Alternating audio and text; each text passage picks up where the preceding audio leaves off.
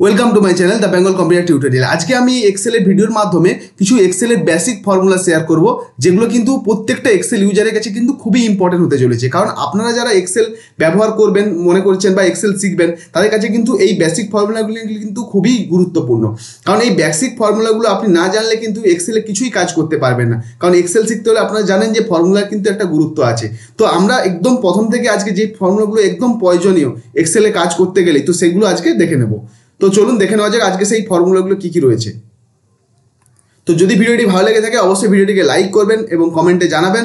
এছাড়াও আপনি যদি নতুন আমাদের চ্যানেলে দর্শক হয়ে থাকেন তো অবশ্যই আমাদের চ্যানেলটিকে সাবস্ক্রাইব করে পাশে থাকবেন আরও এক্সেলের দুর্দান্ত কিছু শেখার জন্য। তো দেখতে পাচ্ছেন আমি বর্তমানে কিন্তু এখানে একটা এক্সেল শিট কিছু ডেটা লিখে রেখেছি। তো এটা দিয়ে আমি সেই এক্সাম্পলগুলো দেখাবো। তো আমাদের ফার্স্ট আছে এখানে আমি একটা সেলস রিপোর্ট রেখেছি, যেখানে হচ্ছে জানুয়ারি, ফেব্রুয়ারি, মার্চ, এপ্রিল, মে, জুন অবধি সেলস রিপোর্ট রয়েছে। বাম দিকে রয়েছে কিছু ডিলারশিপের নাম, ঠিক আছে। তো এবার যদি আপনাকে ধরুন না প্রথম কাজ হলো আপনাকে প্রশ্ন করা হলো যে এই যে ডিলারশিপ যেমন এবিসি এন্টারপ্রাইজ, তো ইনি টোটাল 6 মাসে কত টাকা সেলস করেছেন। আপনি দেখতে পাচ্ছেন যে ওপরে আমার এখানে রিপোর্টে লেখাই আছে যে জানুয়ারি সেলস, ফেব্রুয়ারি সেলস লেখা রয়েছে। এবার আপনি যদি টোটাল বের করতে যান তাহলে আপনাকে কী করতে হবে, টোটাল এগুলোকে যোগ করতে হবে। তো যোগ করার জন্য এটা আপনি যদি নর্মালি করতে চান তাহলে সমান দিয়ে প্রথমে কী করতে হবে, এই সেল অ্যাড্রেসটা দিতে হবে, যেমন B2 + C2 D2 + E2 F2 G2, এইভাবে লিখতে গেলে আপনার অনেক সময় যাবে। তো এটা আপনি ফর্মুলার মাধ্যমে কীভাবে সহজে করতে পারবেন। তো এর জন্য সমান দেবেন, সমান দেওয়ার পর এখানে লিখবেন কি সাম, ইকুয়াল টু দিয়ে সাম লিখবেন, তারপর ফার্স্ট ব্র্যাকেট দিবেন। ফার্স্ট ব্র্যাকেট দেওয়ার পর আপনি কি করবেন, এখান থেকে যতগুলো সংখ্যা যোগ করতে চাইছেন, যেহেতু আমাদের এটা ফার্স্ট রোতে রয়েছে তো আমি যেই রোতে পুরোটা সিলেক্ট করে নিলাম। এবার ব্র্যাকেট ক্লোজ করে ফার্স্ট ব্র্যাকেট ক্লোজ করে আমি এন্টার প্রেস করলাম। তো দেখতে পাচ্ছেন এখানে এদের টোটাল যে সেলস রিপোর্টটা, মানে এই যে ডিলারশিপের, তো টোটাল যে সেলস রিপোর্ট 6 মাসে যত সেলস করেছে তার সমস্তগুলো কিন্তু যোগ চলে এসছে। তো এইভাবে যোগ করতে গেলে আপনাদের কিন্তু সাম ফাংশনটা খুবই প্রয়োজন এবং সাম ফাংশন দিয়ে যোগটা সহজে করতে পারবেন। সাম ছাড়াও কিন্তু আরেকটাভাবে যোগ করা যায় খুব সহজে, তো সেটা আপনাকে দেখিয়ে দিই। ধরুন আপনি এই বক্সে এদের রেজাল্টটা দেখতে চাইছেন, মানে ইনার রেজাল্টটা যত 6 মাসের রিপোর্টটা। তো আপনি কি করতে চাইবেন, এবার এখানে সব ডেটাগুলোকে সিলেক্ট করবেন, ওনার যত ডেটা রয়েছে সবগুলোকে আগে সিলেক্ট করে নেবেন এইভাবে রো ওয়াইজ, আর যেখানে রেজাল্ট দেখবেন সেই বক্স সেলটাকেও সিলেক্ট করে নেবেন। হয়ে গেল। এবার কি করবেন, এই সাম ফাংশনটাকে সহজে ইউজ করার জন্য অটো সাম রয়েছে, এটা হচ্ছে অল্ট মানে এলটি প্রেস করে ইকুয়াল টু সাইন প্রেস করুন, দেখুন সঙ্গে সঙ্গে কিন্তু যোগফলটা আপনার চলে এসেছে। তো আপনি এভাবে সাম ফাংশন ইউজ করে করতে পারেন, অথবা যোগ করার জন্য কেবলমাত্র অল্ট প্লাস ইকুয়াল টু মেরেও কিন্তু যোগটা করতে পারেন। তো আপনার যেটা সুবিধা হবে সেটা করে নেবেন। দেখতে পাচ্ছেন এখানে অলরেডি কিন্তু সামের ফর্মুলাটাই অ্যাপ্লাই হয়েছে, তো এটা অটো সাম বলে একটা ফিচার্স হয়েছে যার জন্য এটা হয়েছে।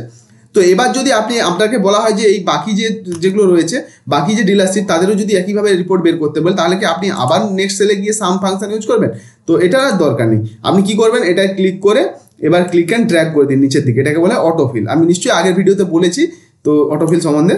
দেখুন এখানে ক্লিক করার সঙ্গে সঙ্গে আমাদের টোটাল যে 6 মাসের রিপোর্টটা প্রত্যেক ডিলারশিপ অনুযায়ী কিন্তু চলে এসেছে। তো এইভাবে কিন্তু আপনারা যে কোনো ধরনের বড় বড় যোগকে এভাবে করে নেবেন। তো এবার আমরা দেখে নেব, ডিলিট করে দিলাম। এবার আমরা দেখে নেব ম্যাক্স ফাংশনের কাজ। ম্যাক্সটাও কিন্তু খুবই ইম্পর্টেন্ট। এবার যদি আপনাকে বলা হয়, ধরুন এই যে সেলস জুন মাসের সেলসে যদি আপনাকে বলা হয় যে এখানে আমাদের জুন মাসে সর্বোচ্চ সেলস মানে সর্বোচ্চ অ্যামাউন্টটা কত টাকা সেলস হয়েছে বা কে করেছে, যদি আপনি এটা বের করতে চান তাহলে কিন্তু আপনাকে এখান থেকে দেখতে হবে প্রত্যেকটা। আমার এখানে কম ডেটা লিখেছি, যদি আপনি এটা হিউজ পরিমাণ ডেটা থাকে তো আপনার এখান থেকে দেখে দেখে এটা বলা প্রায় অসম্ভব বা ভুল হতে পারে। তো এটাকে আপনি সহজে সাম ফাংশনের ম্যাক্স ফাংশনের মাধ্যমে কিন্তু করে নিতে পারেন।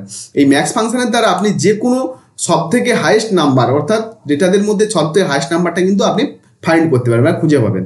তো এর জন্য আমি কী করবো, আগে সমান চিহ্ন দিলাম, এরপরে কী লিখবো, এখানে ম্যাক্স MAX ম্যাক্স লিখলাম। ম্যাক্স মানে ওই ম্যাক্সিমাম থেকে এসছে ম্যাক্স, তারপর ফার্স্ট ব্র্যাকেটটা শুরু করব।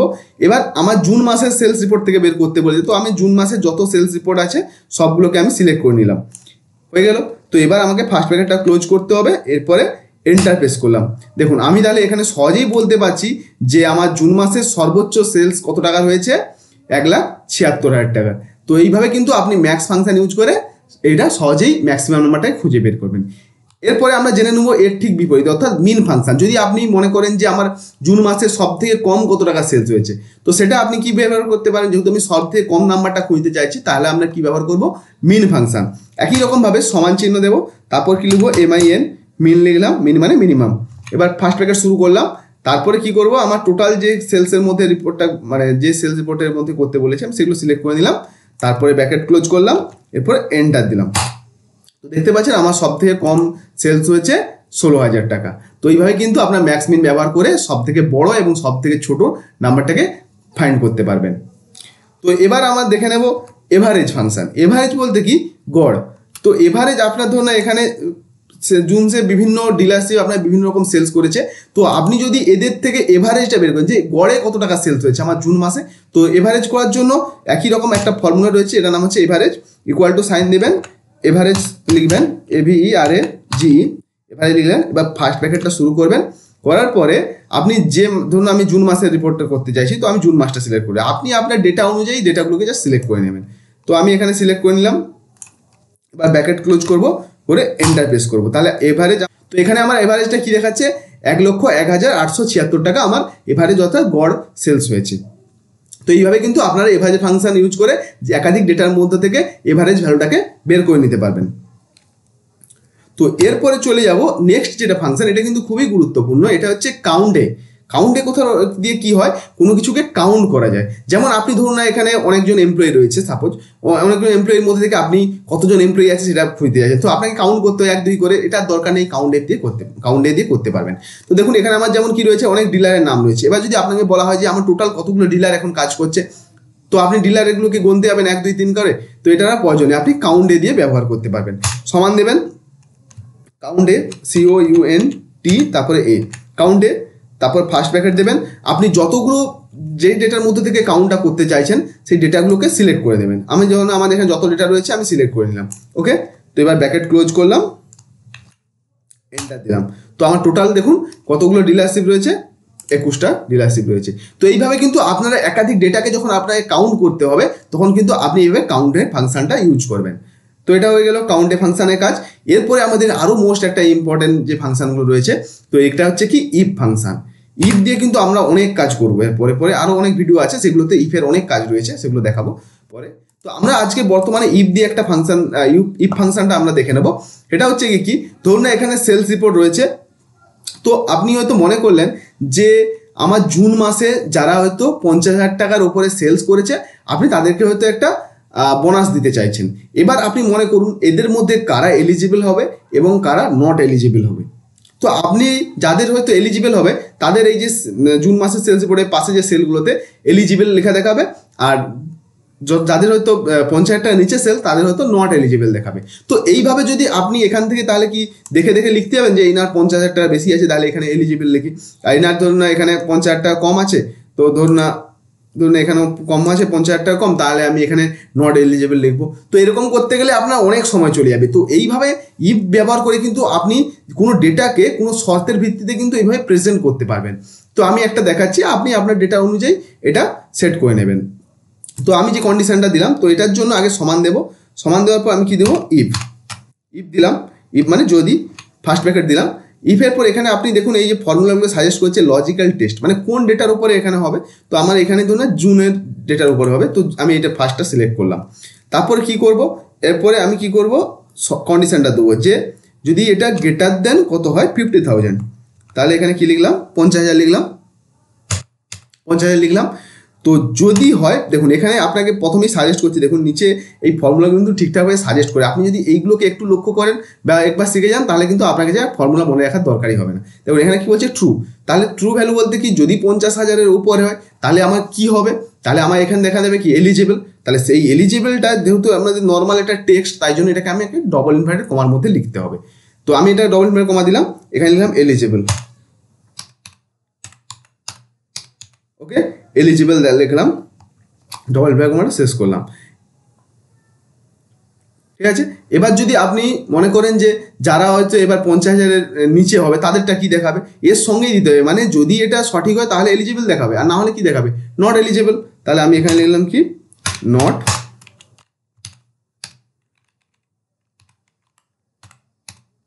তাহলে এখানে আমি লিখলাম কি নট এলিজিবল, ওকে হয়ে গেল। তার মানে যদি এটা কন্ডিশনটা ট্রু হয় তাহলে প্রথমটা দেবেন, যেটা আপনি প্রথমে দিবেন সেটা কিন্তু ওই ট্রুর জন্যই এটা আসবে, আর না হলে এটা হলে তাহলে যেটা আপনি শেষে দিবেন সেটা কিন্তু এইভাবে আসবে। তো এই যে এলিজিবল এবং নট এলিজিবল লিখেছেন এদের মাঝে কিন্তু একটা কমা আপনাকে দিতে হবে, ওকে। মানে এলিজিবলটাকে ডবল ভ্যালু কমাতে রাখলেন, তারপর একটা কমা দেবেন, তারপর আবার যে নট এলিজিবল যেটা রয়েছে সেটাকে কিন্তু আপনাকে একইভাবে ডবল ভ্যালু কমার মধ্যে কিন্তু রাখতে হবে।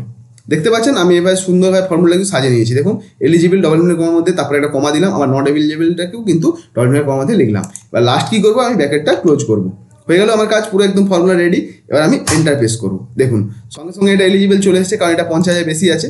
এবার যদি আমি নিচের দিকে ক্লিক অ্যান্ড ড্র্যাগ করি, যেটা অটোফিল প্রসেস, তো এইভাবে যদি আমি ক্লিক অ্যান্ড ড্র্যাগ করে দিই, তো দেখুন যারা দেখুন এখানে এই দেখুন এনার 50,000 টাকা কম, দেখুন এনার কাছে কি লিখছে নট এলিজিবল। যারা দেখুন এখানে 16,000 নট এলিজিবল।